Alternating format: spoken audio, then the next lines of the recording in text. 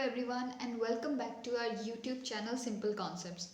In this video we'll be studying some economic and financial affairs, and also we'll be knowing about some general awareness topics which are helpful in your UPSC, RBI Grade B and SEBI Grade A examination. So let's get started with our articles of November month. So we'll be talking about them. Before that, I would like to tell you all that Unacademy has come up with a very innovative challenge, that is Unacademy Combat. As Unacademy always comes up with interesting things, so this time also that this test, okay, this is the gamified version of the test, and this test would be providing you with the video solutions after the contest.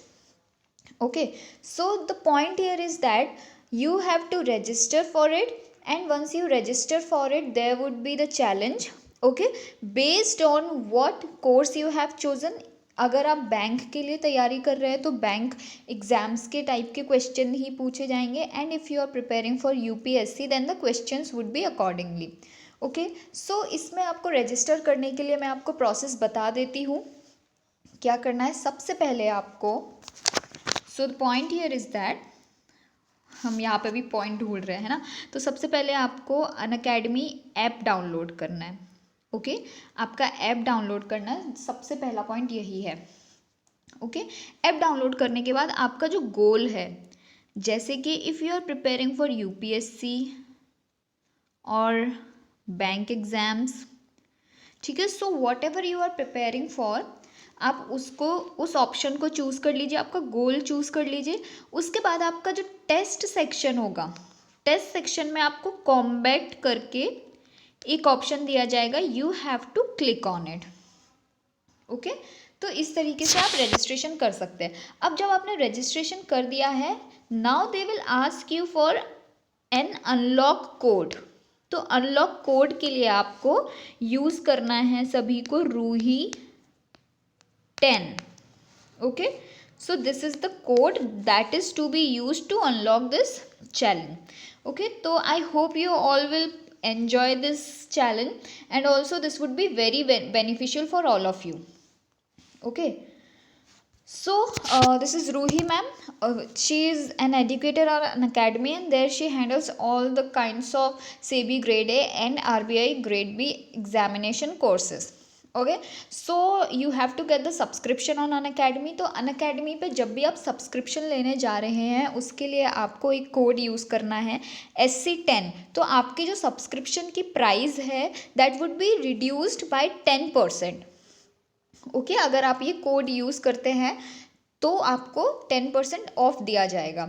And also Ruhi ma'am she teaches on Unacademy plus, तो इसीलिए आपको उनके course करने के लिए Unacademy subscription लेना होगा. So for that purpose this code has been made.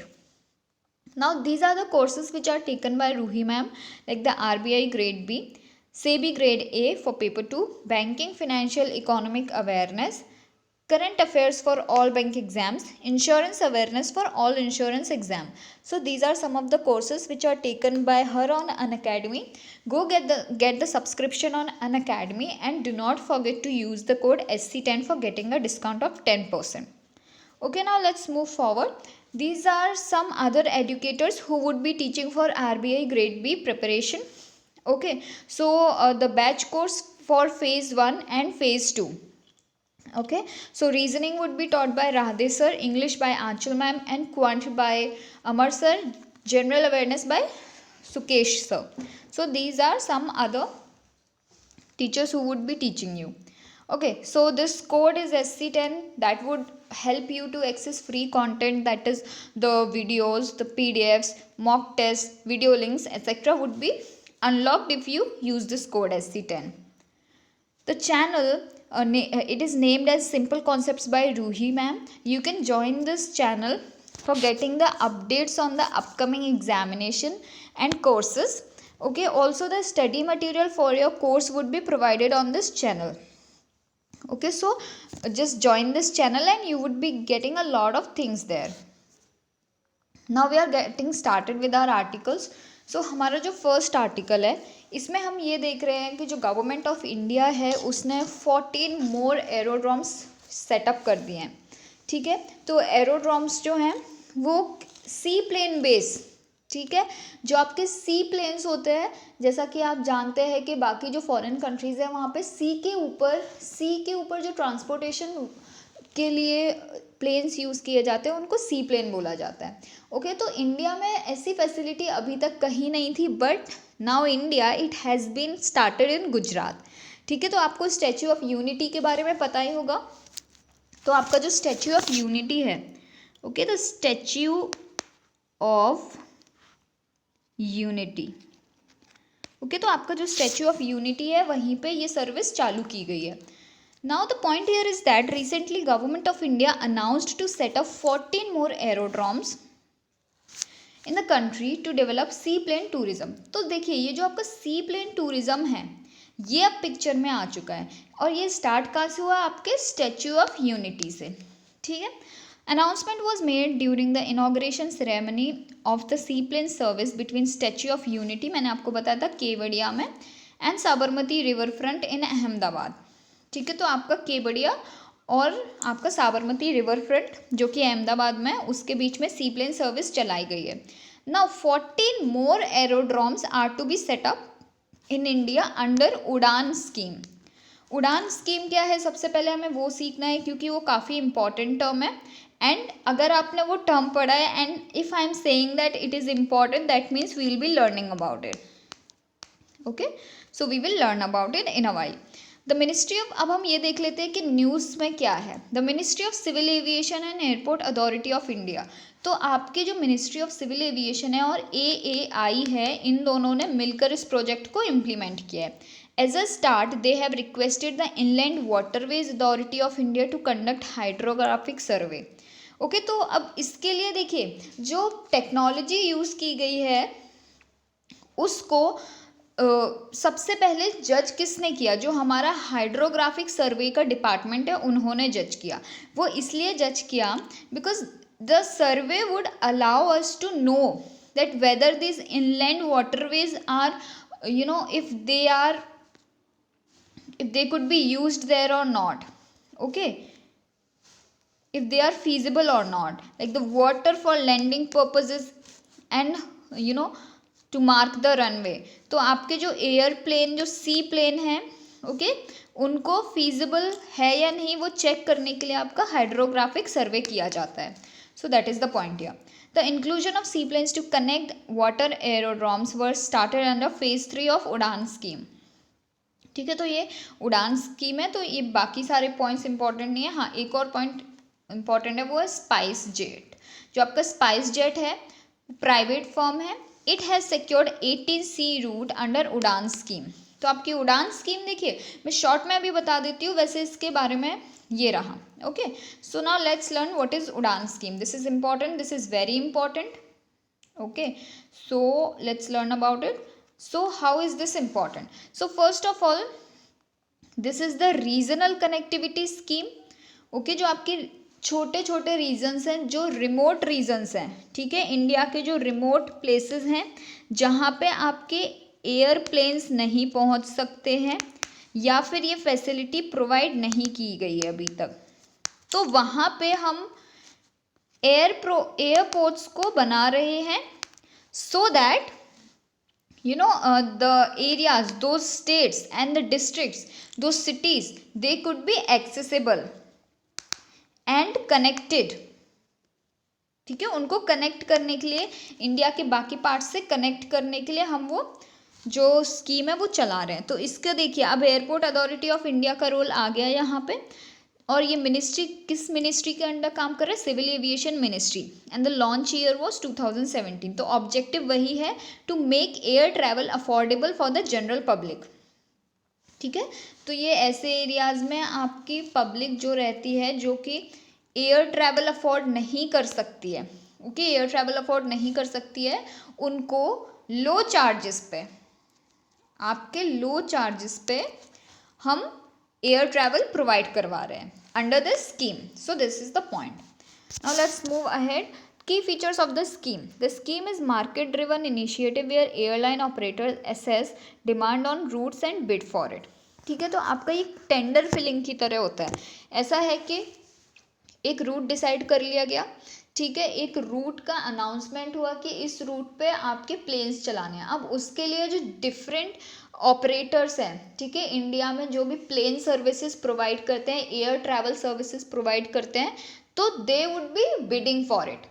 तो जिसका भी क्वालिटी अच्छा होगा प्लस चार्जेस कम होंगे तो उन्हीं का बिड को कंसिडर किया जाता है and they are provided with the chance to operate through that root.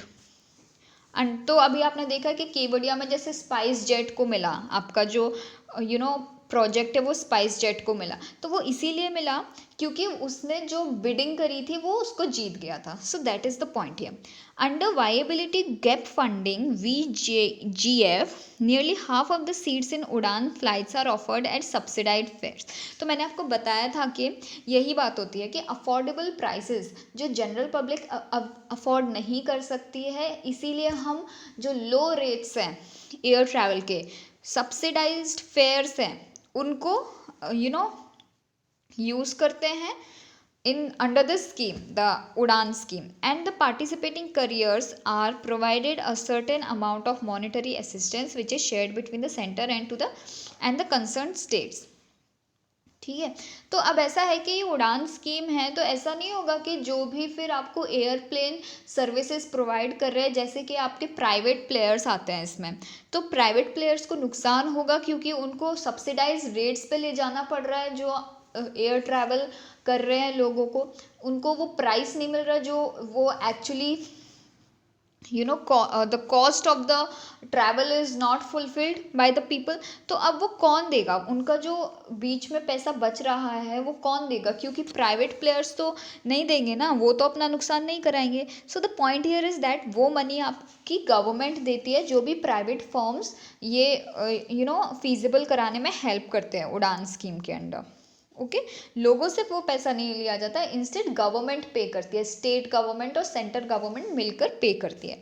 VGF support for regional connectivity scheme जो है आपकी RCS route is available for period of 3 years only. तो ये सिर्फ और सिर्फ 3 साल के लिए होती है scheme. Okay, now the point here is that the airline operators are required to conform to certain specification for operating routes. अब देखिए, ऐसा नहीं है कि किसी भी कंपनी को ये दे देते हैं प्रोजेक्ट, उसके लिए आपको कुछ स्पेसिफिकेशंस हैं, कुछ क्राइटेरिया हैं जिनको पूरा करना पड़ेगा, like providing 50% of RCS flight capacity. Okay, capacity as RCS seats with minimum of 9 और maximum of 40 RCS seats in an aircraft. तो आपका जो एयरक्राफ्ट है उसमें पूरा का पूरा जो प्लेन है वो अंडर RCS नहीं चलाया जाएगा. ओके, क्योंकि इससे तो काफ़ी नुकसान हो जाएगा. तो इसमें क्या किया जाता है कि आपकी जो फ्लाइट जा रही है उस रूट पे, जिसके फेयर्स काफ़ी हाई हैं तो नॉर्मल लोग अफोर्ड नहीं कर सकते. Now what they will do, उसी फ्लाइट में वो कम से कम 9 से 40 सीट्स ऐसे लोगों के लिए सेव करके रखते हैं जो कि RCS स्कीम के अंडर, ओके, RCS ये जो उड़ान स्कीम है उसके अंडर ट्रैवल कर रहे हैं. ओके, तो उनके जो एयर ट्रैवल फेयर्स हैं वो सब्सिडी उनको प्रोवाइड की जाती है. So that is the point here. तो उन्हीं फ्लाइट्स को ये प्रोजेक्ट दिया जाता है जिसमें कम से कम 9 से 40 सीट्स आपकी अंडर उड़ान स्कीम रिजर्व की गई हो. The airline operators are provided exclusivity to operate the RCS route for period of 3 years. Okay, तो आपके 3 सालों के लिए आप RCS रूट पर आपके एयरलाइन ऑपरेटर्स उसको यूज़ कर सकते हैं. ओके, सर्विस प्रोवाइड कर सकते हैं. एंड द स्कीम जो आपकी 2017 में चालू हुई थी, it would be run for 10 more years subjected to periodic review, क्योंकि रिव्यूज़ भी ज़रूरी है ना कि the scheme is doing well और not. So that is the point. Now let's see the another article. This is 100 additional forest fresh naturals and organics products unveiled by Tribes India. Okay, तो आपके 100 से ज़्यादा forest fresh naturals and Organics product पाए गए हैं जो कि tribes India ने फाइंड करे हैं, सर्च करे हैं.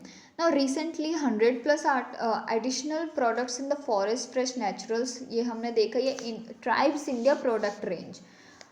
प्रोडक्ट्स जो आपके मिले हैं, it will be available in 125 tribes India outlets.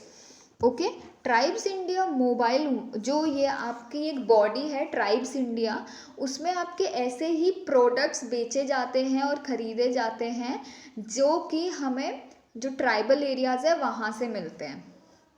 Okay, so tribes India mobile vans जो होती हैं, चलती फिरती गाड़ियाँ जो होती हैं, एंड ऑल्सो ऑन, और जो ऑनलाइन प्लेटफॉर्म्स होते हैं वहाँ पर भी बेचे जाते हैं ट्राइब्स इंडिया के थ्रू. तो ट्राइब्स इंडिया ई मार्केट है जिसकी वेबसाइट tribesindia.com है, एंड ई रिटेलर्स भी हैं. की प्रोडक्ट्स जो आपके मिले हैं वो हैं गोरा rice, roast and plain kurthi dal of Jharkhand, honey gulkand from tribes of Uttarakhand, Kinnauri walnuts, आमन and rajma of Kinnaur tribes in Himachal Pradesh etcetera. तो वही है कि अलग अलग स्टेट्स में अलग अलग ट्राइब्स के द्वारा, ठीक है, ये अलग अलग जो कमोडिटीज़ हैं, जिनको प्रोडक्ट्स हैं, जिनको कि बेचा जाता है, and because they are found in the tribal areas by these tribal communities, so they are sold under tribes India. Okay, so that is the point. अब tribes India क्या है आपका? TRIFED. under the brand name tribes India markets the handicrafted products directly procured from the tribals in India through its retail outlets all over the country. ठीक है, तो वही है आपका कि हैंडीक्राफ्टेड प्रोडक्ट्स है, जो आपकी बाकी कुछ अलग चीज़ें होती हैं. तो वो सारी चीज़ें जो भी आपके ट्राइबल कम्युनिटीज़ के द्वारा फाइंड करी गई हैं, तो उनको रिटेल आउटलेट्स के थ्रू पूरी इंडिया में पहुंचाया जाता है. Okay, so that is the point. Now let's come to the next article, जो आपकी इंडियन स्कूल ऑफ बिजनेस हैं और Indian Institute of Management Bangalore. Okay, तो उनके अंदर जो प्रोग्राम्स चलाए जाते हैं, they have been ranked among top 100 in executive MBA ranking 2020 by Financial times.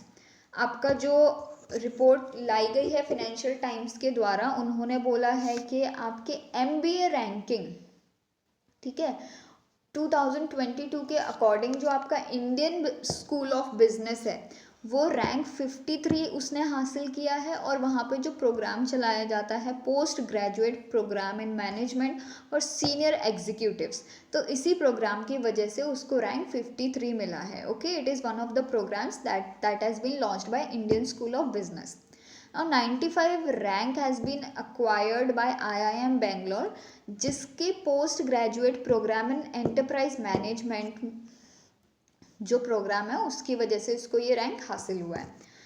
Now let's see other parameters, that what were the parameters on which it was judged. So increase in salary, career growth, AIIMS achieved, female faculty and corporate social responsibility. तो ये कुछ ऐसे factors हैं जिनके basis पर इनको ये ranks दी गई हैं. हांगकॉन्ग बेस्ड केलॉग, जो आपका एच कुश्त, ठीक है, HKUST business schools programme has secured the first place. तो आपके हांगकॉन्ग में जो केलॉग करके एक बिजनेस स्कूल है, वहाँ पे जो प्रोग्राम चलाया जाता है उसको फर्स्ट प्लेस मिला है. Okay, now we are moving ahead. Centre amends law to set up Jammu and Kashmir industrial development corporation. तो अभी जम्मू एंड कश्मीर में इतने सारे डेवलपमेंट प्रोजेक्ट्स क्यों चल रहे हैं? Why do you think that centre is stepping in? The center is stepping in. Why do you think?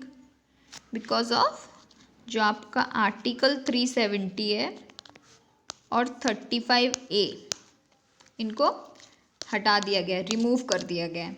ठीक है, अब ऐसा है कि थोड़ा सा ओवरव्यू दे देती हूँ मैं आपको कि ये दोनों की वजह से क्या होता था. पहले जो आपकी सेंटर थी, ओके, सेंटर के लॉज और जो सेंटर फैसिलिटीज़ प्रोवाइड करते हैं, आपके स्कीम्स प्रोवाइड करी जाती हैं सेंटर के द्वारा. ओके, जो रिजर्वेशन प्रोवाइड किए जाते हैं to the vulnerable communities of the society. तो ये सारी चीज़ें जो आपके J&K था वहाँ पे एप्लीकेबल नहीं थी जब ये आर्टिकल हुआ करते थे. Now that these articles have been removed, you know what does that mean?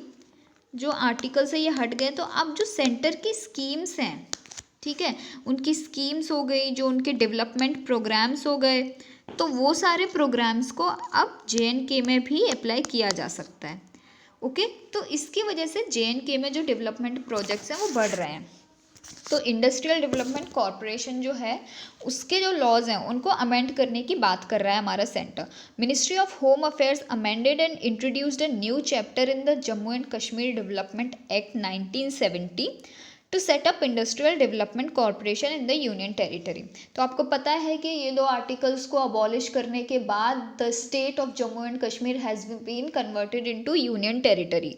तो अब उस यूनियन टेरिटरी में जो इंडस्ट्रियल डेवलपमेंट कॉरपोरेशन है और उनके द्वारा जो एक्ट बनाए गए हैं 1970 में, उनको अमेंड करने की बात हो रही है।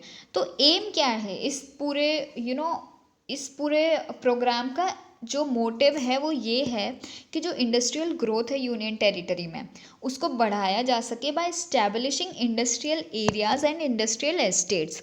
अब देखिए, जो पहले क्या होता था, जब ये दो आर्टिकल्स हुआ करते थे जम्मू एंड कश्मीर में, तो कोई भी बाहर के स्टेट का आदमी जम्मू एंड कश्मीर में अपनी मैन्युफैक्चरिंग यूनिट्स या अपना कोई भी इंडस्ट्रियल यूनिट सेटअप नहीं कर सकता था। ओके, तो जो जम्मू एंड कश्मीर की ज़मीन थी उस पर कोई भी बाहर का आदमी अपना बिजनेस रन नहीं कर सकता था।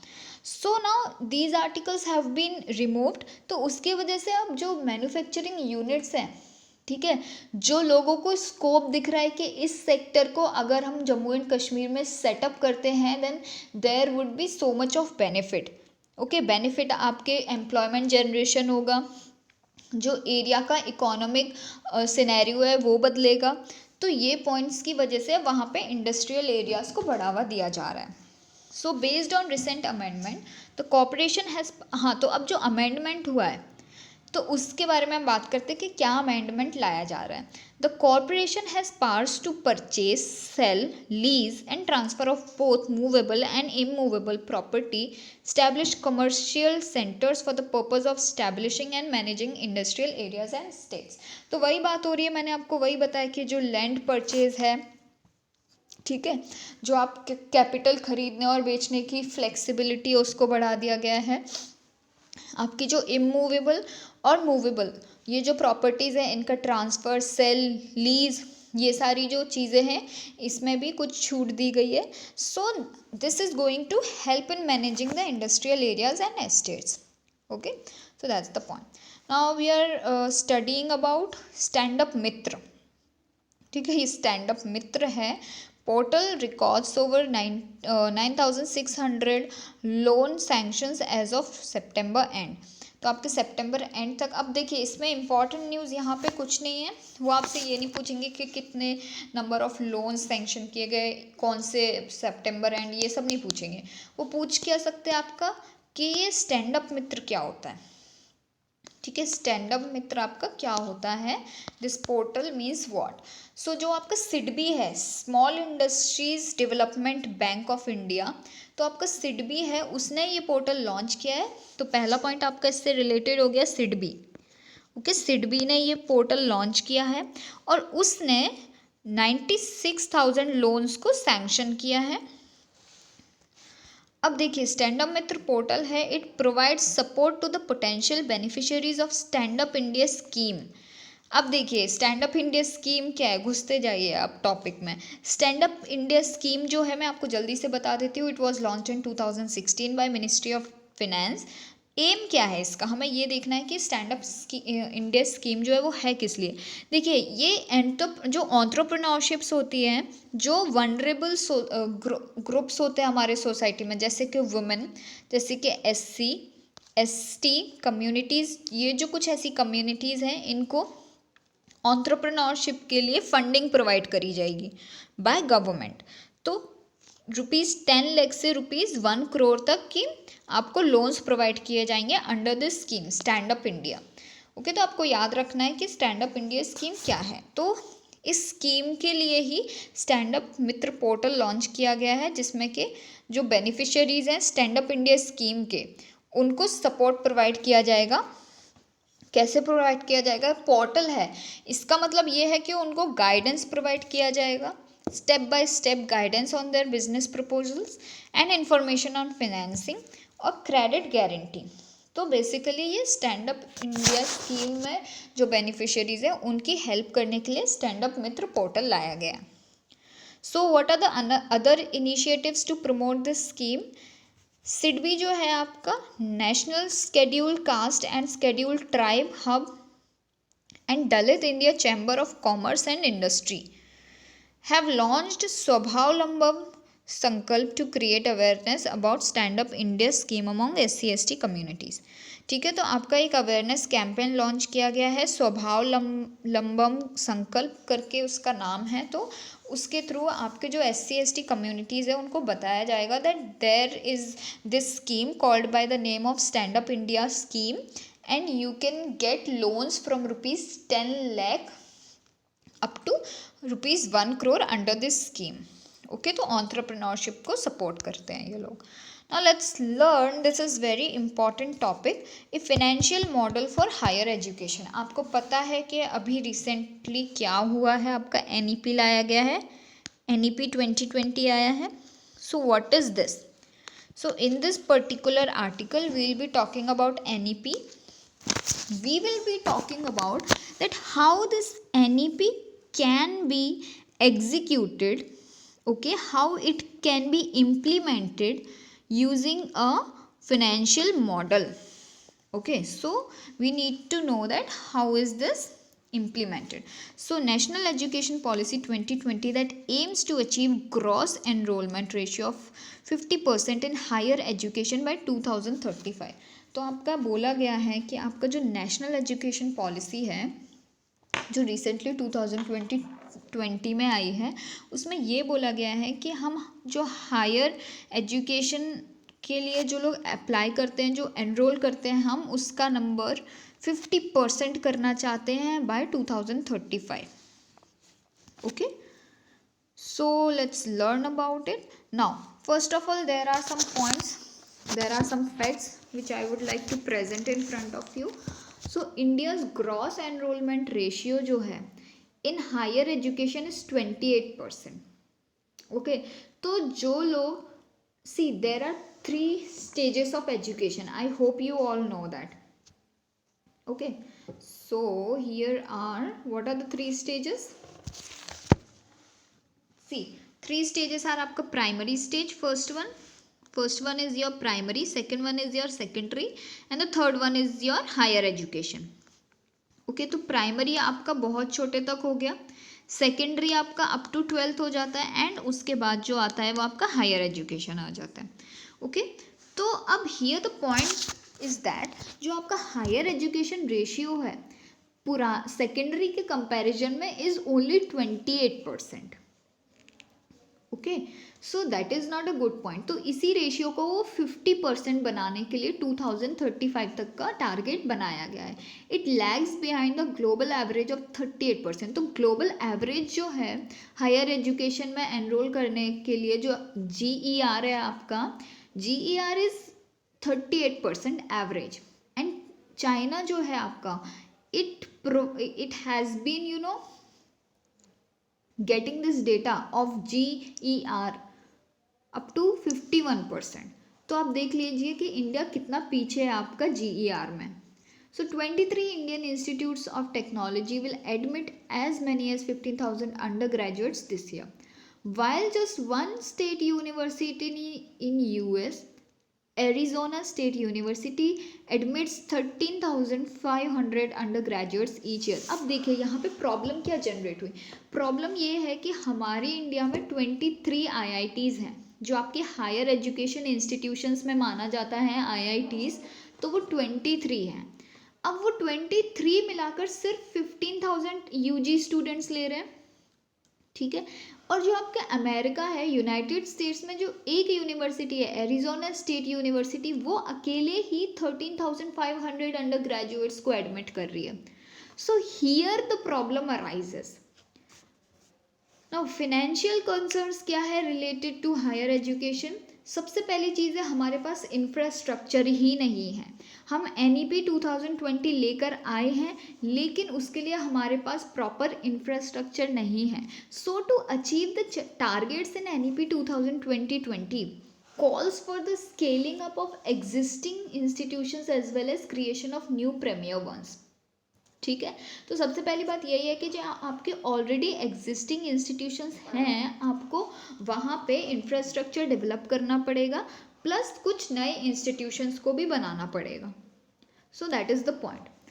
Then the second point is need for money. Obviously if you want to implement NEP 2020, so that means that you need money for it, right? For the creation of infrastructure you need money, right? For implementing these all the ideas which you have written in the NEP 2020, for that also you need a whole lot of money. So while scaling up of existing institutions and the creation of new institutions require additional budgetary allocations, running them well calls for money on recurring basis. ठीक है, तो ये बहुत आसान सा point है जो आपको समझ आ जाना चाहिए. तो जो तीसरा पॉइंट है, पहला पॉइंट हमने देख लिया इंफ्रास्ट्रक्चर नहीं है, दूसरा पॉइंट हमें बजट चाहिए, तीसरा पॉइंट जो है जो आपका पुराना फिनेंशियल मॉडल है, आपने एजुकेशन का मॉडल बदल दिया, लेकिन आपका जो फिनेंशियल मॉडल है now you also need to change that. तो NEP ने क्या कोशिश करी है, उसने यही जो इशू है इसको एड्रेस करने की कोशिश करी है, that funding by allocating a fixed percentage of GDP for higher education. See हमारा जो टारगेट है वो है 6% GDP का हम स्पेंड करें अपने एजुकेशन पर. ठीक है, लेकिन ये अभी बहुत पीछे है. We merely spend 1.5 to 2.5% of GDP on our education. तो अब हम जो हमने टारगेट सेट किया है हम उससे काफ़ी ज़्यादा पीछे हैं. So GDP for higher education and providing granting administrative autonomy to these institution. अब देखिए प्रॉब्लम क्या है कि जो इंस्टीट्यूट्स हैं उनको ऑटोनॉमी की ज़रूरत है. गवर्नमेंट कितना कंट्रोल नहीं कर सकती है, वो कितना कंट्रोल करेगी इंस्टीट्यूट्स को, इतने सारे इंस्टीट्यूट्स हैं. So because of that there are so many number of institutes with the government is controlling, तो उसकी वजह से वो उसको प्रॉपरली कंट्रोल नहीं कर पा रही है. ठीक है, तो ये तो होता ही है ना कि अगर मान लीजिए कि पेरेंट्स के 10 बच्चे हों, तो क्या वो उन 10 बच्चों पर एक जैसा ध्यान दे पाएंगे? The answer is no, right. और अगर उनके सिर्फ और सिर्फ एक बच्चा है तो वो सारा का सारा प्यार, सारा का सारा अटेंशन वो एक बच्चे को दिया जाता है, right. So that is the point here. Government ने हज़ारों इंस्टीट्यूट्स को कंट्रोल कर रखा है, तो क्या वैसा रेगुलेशन, क्या वैसी फैसिलिटीज़ वो प्रोवाइड कर पाएगी वो सारे इंस्टीट्यूट्स को equally? The answer is no. So the institutes need autonomy. So these institutes receive upwards of 80% of the funds from government. तो 80% फंड्स जो है वो उसके लिए जो इंस्टीट्यूट्स हैं वो गवर्नमेंट पर ही डिपेंड करते हैं. So this outdated financing model has to be changed. Now what is needed is a structural overhaul and creation of diversified financial model for our institutions. So I hope you all understood these points. Okay, now the financial models जो हम बदलने की बात कर रहे हैं उसमें क्या क्या चीज़ें हमें बदलनी हैं. So first is restructuring of tuition fees. ठीक है, use of income contingency loans. Tuition fees contribute up to a quarter of the income for the most universities in the US, Australia and Asia. ठीक है, so here the point is that जो आपके tuition fees हैं उनकी restructuring की बात हो रही है. जो tuition fees US, Australia, Asia की यूनिवर्सिटीज़ में लिए जाते हैं वो आपके quarter of the income. Okay, so जो यूनिवर्सिटीज़ की क्वार्टर ऑफ द इनकम है it comes from the tuition fees of the students only. In the IITs tuition fees contributes to only 6 to 7%. Okay, तो आप समझ रहे हैं कि वहाँ पे एक क्वार्टर पूरा 25% जो इनकम है वो यूनिवर्सिटीज़ की वो स्टूडेंट्स से ही मिलती है. But in IITs the tuition fees contributes only to 6 to 7%. Well these are some IITs are some of the most important institutes of India. So since only a fraction of students pay the upper limit of tuition fees, others pay much lower amount based on their social category and economic status. So this contribution can be increased not only by increasing the highly subsidized tuition fees but also by bringing all students into fee paying category. Okay, so here the point is that अब अगर आप पैसे बढ़ा देंगे, जितनी आप fees ले रहे हैं अगर उनको बढ़ा देंगे, तो जो लोग बैकवर्ड एरियाज से आते हैं, जो सोशली बैकवर्ड हैं, ओके, इकोनॉमिकली बैकवर्ड हैं, तो उस कैटेगरी के लोग अफोर्ड नहीं कर पाएंगे ऐसे इंस्टीट्यूशंस में पढ़ना। तो उसके लिए आपको सबको उस कैटेगरी में लाना पड़ेगा जो कि फ़ी पेइंग हो। So we are talking about that point. Okay, and second point is आपको रिसर्च ग्रांट्स बढ़ाने हैं, इक्विटी इन्वेस्टमेंट इन स्टार्टअप्स बढ़ाने हैं, एंड टेक्नोलॉजी ट्रांसफ़र फीस। ये कुछ ऐसे पॉइंट्स हैं जो इंडिया को काफ़ी ज़रूरत है इन पॉइंट्स पर ध्यान देने की, क्योंकि जो बाकी यूरोपियन कंट्रीज़ है और जो आपके यूनाइटेड स्टेट्स है, वहाँ पे क्या किया जाता है, 1/3 of income could come from research activities. Those research is primarily government sponsored. Universities in US and France raise up to 1/3 of their research funds from non-government sources. देखिए, अब ये जो बड़ी बड़ी कंपनीज़ हैं वो अपने R&D पर उतना ध्यान नहीं देते हैं, तो वो क्या करते हैं, जो US और जो आपके फ्रांस में जो यूनिवर्सिटीज़ हैं वहाँ के जो स्टूडेंट्स और प्रोफेसर्स जो नए नए रिसर्चेस करते हैं, उन रिसर्चेस को यूज़ करके जो कंपनीज़ हैं वो अपने प्रोडक्ट्स तैयार करती हैं, वो नए टेक्नोलॉजीज़ तैयार करती हैं। तो इससे आपके जो स्टार्टअप्स हैं उनके आइडियाज़ आते हैं लोगों के पास, और रिसर्च के थ्रू अब वो कंपनीज पे करेंगी ना, अब वो companies see the companies have the technology, companies have the money, but they do not have the scholars. So ये यूनिवर्सिटीज़ में जो आपके रिसर्चेस किए जाते हैं उनके रिजल्ट्स को यूज़ करके कंपनीज टेक्नोलॉजी तैयार करती हैं एंड दे पे द यूनिवर्सिटीज़ फॉर दिस। तो इसके थ्रू जो यूनिवर्सिटीज़ है वो पैसा कमा सकते हैं, एंड जो बाकी कंट्रीज़ है वहाँ पे 1/3 of the income of the university it is collected from these companies only. So I hope you understood the point. जो आपके हाई एजुकेशन इंस्टीट्यूट्स हैं इंडिया में, जैसे IITs could tap funds from the private sector, वही बात हो रही है, to invest in and incubate research startups and strengthen technology transfer and intellectual property licensing mechanism. तो ये उसी की मैंने जो आपको पूरी बात बताई अभी समझाई है, ये वही पॉइंट है। नाउ एंडोमेंट डोनेशंस, देखिए अब डोनेशंस की यहाँ पे बात आती है। Harvard, Stanford and Massachusetts institute of technology जो आपका MIT है, have pioneered the concept of endowments now adopted by public universities across the world. तो आपके जो एंडाउमेंट्स होते हैं, इसका मतलब क्या है, सबसे पहले ये समझिए। जो आपके एंडाउमेंट है, this is an aggregation of assets invested by a college or university to support its educational mission in perpetuity। ठीक है, तो ये काफ़ी सारी यूनिवर्सिटीज़ अब जो है वो अडॉप्ट कर रहे हैं इस तरीके को। तो इसमें क्या होता है, जो लोग पास आउट हो जाते हैं they actually invest in the college, they invest in the university, okay. And जो लोग वहाँ से पास आउट हो और जो रिसर्चेस कर रहे हैं, ओके, और या फिर जिनके जो पब्लिक रिलेशंस काफ़ी अच्छे हैं, तो they help the universities to invest more and more in the educational missions. तो वही अब देखिए, मान लीजिए कि आपके JNU से कोई भी बच्चा पास आउट होता है, वो पास आउट होके एक बहुत बड़ा लीडर बन जाता है। अब वो लीडर बनने के बाद उसके पास मान लीजिए बहुत सारा पैसा है, या फिर वो बहुत बड़ा बिजनेसमैन बन जाता है। अब उसमें से वो कुछ एसेट्स प्रोवाइड करे आपके JNU को to support the educational missions which are going on there, to support the researches which are going on in that university। तो इसी तरीके को अपनाने की बात हो रही है। An institution's endowment actually comprises hundreds or thousands of individual endowments। ठीक है, तो ऐसा नहीं है कि एक बहुत बड़ी कंपनी है उसी के लोग ऐसा कर सकते हैं जो उस यूनिवर्सिटी से पास आउट हुए हैं। So it is like the small endowments, they will make a bigger endowment। तो ये उसी की बात हो रही है. It allows donors to transfer their private dollars to public purposes with the assurance that their gifts will serve these purposes for as long as the institution continues to exist.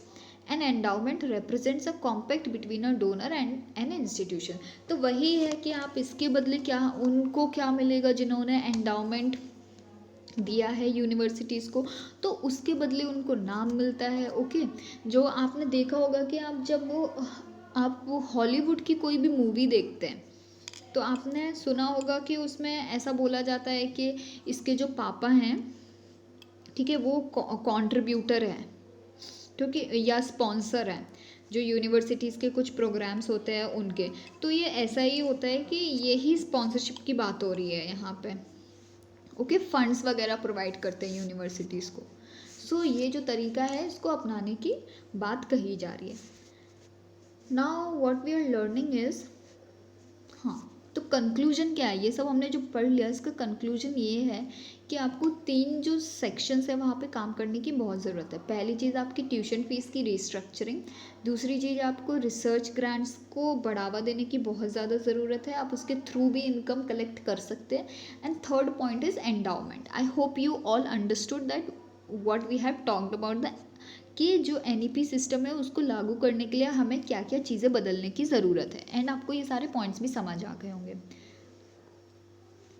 और ये पॉइंट तो आपको पता ही है कि जो autonomy है educational institutions की वो बढ़ाने की बहुत ज़्यादा ज़रूरत है to increase the global ranking. Okay, now let's learn states increase debt a threat to their finances. According to a recent report, state finances the study of budgets of 2020-21, जो आपकी RBI ने एक रिपोर्ट निकाली है, उसने ये बोला है that debts to states they have been increased now. जो states के ऊपर डेट से, ठीक है, उन्होंने जो पैसा उधार लिया था वो उनके ऊपर कर्जा बढ़ता जा रहा है. तो वो कर्जा इसलिए बढ़ता जा रहा है क्योंकि एक तो कोविड-19 चल रहा है, उसकी वजह से जो इकोनॉमिक एक्टिविटीज़ है वो सारी बंद पड़ गई हैं. So that is the major threat to their finances. तो ये स्टेट्स के ऊपर ये कर्जा काफ़ी महंगा पड़ने वाला है, ये कहना चाहती है RBI की report. So compression in tax revenue and increased expenditure has created huge pressure on financial strengths of the state governments. तो वही बात की जा रही है आपके कि जो टैक्स रेवेन्यूज़ हैं वो कम हो गए हैं और एक्सपेंडिचर है वो बढ़ गया है. तो जितना कलेक्ट कर नहीं पा रहे हैं स्टेट्स अपने लोगों से, because the economic activities have already shut down, तो उसकी वजह से उनका जो कलेक्शन है वो कम हो गया है, बल्कि और जो उनका जो एक्सपेंडिचर है जो वो खर्च कर रहे हैं वो ज़्यादा हो गया है, and this is the threat to their finances. Now key findings from the report. और क्या बातें कही गई हैं रिपोर्ट में? Governments borrowing plan for 2020-2021 has been revised for the second time to ₹13 trillion. आप देख रही है कितना ज़्यादा कॉस्ट जो बोरोइंग है वो ₹13 ट्रिलियन हो चुका है. गवर्नमेंट्स ने इतना ऑल टुगेदर इतना बोरो किया हुआ है. Okay, additional ₹1.1 trillion outline for compensating GST collection shortfalls to state government. हाँ, तो ये आपको पता ही है कि जो GST कॉम्पनसेशन है उसके लिए जो बैक टू बैक लोन्स लेने का तरीका बताया है सेंट्रल गवर्नमेंट ने, इंस्टेड कि जो गवर्नमेंट को उनको लोन पे करना है वो धीरे धीरे कर सकते हैं, और जो उनको GST कॉम्पनसेशन सेंट्रल गवर्नमेंट को देना था स्टेट गवर्नमेंट्स को, उसकी जगह वो लोन दे रहे हैं, ठीक है, एट रीजनेबल इंटरेस्ट रेट्स. और decline in gross domestic product by 10% for the quarter July September. वही है कि इकोनॉमिक एक्टिविटी बंद हो गई है तो GDP को कहाँ से कंट्रीब्यूट करेंगे, right? So these are some of the other points. कुछ डेटा दिया गया है, ठीक है, वही बता रहे कि डेफिसिट हो गया है स्टेट्स के लिए कोविड-19 के आउटब्रेक की वजह से. ओके, आपका ग्रॉस फिस्कल डेफिसिट एंड आपका वही डेफिसिट मतलब वही है कि जो इम्पोर्ट्स है वो ज़्यादा हो गए हैं, एक्सपोर्ट्स है वो कम हो गए हैं. तो यही है कि जितना पैसा उन्होंने कलेक्ट किया है वो कम है as compare to what they have spent. So primary deficit is estimated to, यही है कि ये डेटा कुछ दिए रखे हैं रिपोर्ट में यही रहता है. Okay, so that is the end of the video, I guess, and we have learned a lot of articles in this video, and I hope you all are relating to the articles, you all are getting connected to the articles with जो आपकी news चल रही है around, वो आपको समझ आ रही होगी. जैसे कि हम जो भी आर्टिकल्स इसमें पढ़ते हैं, ठीक है, तो उसी से रिलेटेड आपको न्यूज़ अभी दिखाई जाएगी. तो अगर आप ये वीडियोस देखेंगे तो ऑब्वियस सी बात है that what ever you have heard in the month of November, जितने भी इवेंट्स हुए आपने उनके बारे में सुना है, so you would be able to catch up, you would be able to revise, क्योंकि we are discussing them in the comprehensive manner. ऐसा नहीं है कि मैं सिर्फ आपको न्यूज़ बता दे रही हूँ. We are also discussing the ways, we are also discussing whether this is good और नॉट, दिस इज़ पॉजिटिव और negative. Okay, so these are some of the points that we are discussing in the videos, and I hope you all are learning and keep learning with us. Thanks for watching and do like the video.